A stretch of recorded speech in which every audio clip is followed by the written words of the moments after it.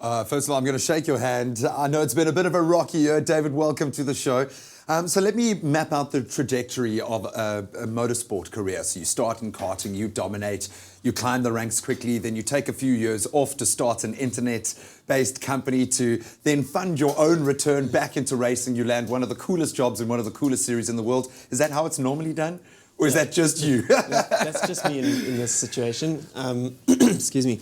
I started in karts when I was about 15 years old, begged my dad for a kart. Eventually he said yes. I already knew when I was maybe 3 years old, I was born with a helmet on my head, hypothetically, that I wanted to be a racing driver.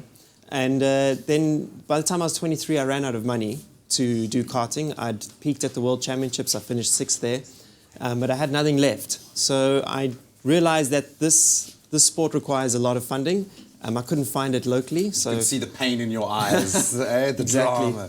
So I thought, okay, I'll just do it myself. So I moved a couch in front of my desk at work. I moved into the office and worked 20 hours a day, day and night for 3 or 4 years with my brother, and saved all the money that I made there to give it one more shot.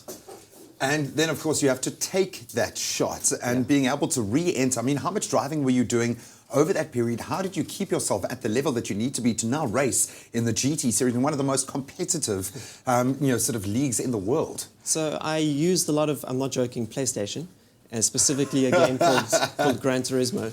And I'd spend about... That deserves a fist bump, I'm sorry. I'd spend an hour a day on that. That is insane. For 4 years, non-stop, yeah.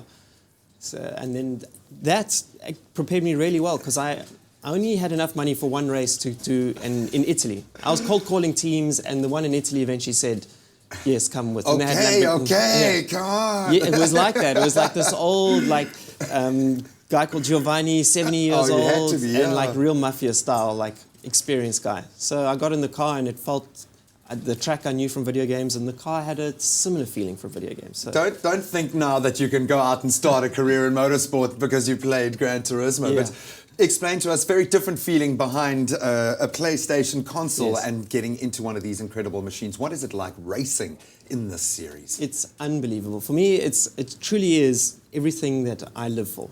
The sound, the feeling of speed. After you go over 260 kilometers an hour, things start to shake and vibrate. I've been there. Yeah, and like we race at Monza, 290 kilometers an hour, and you're braking at the 100-meter board.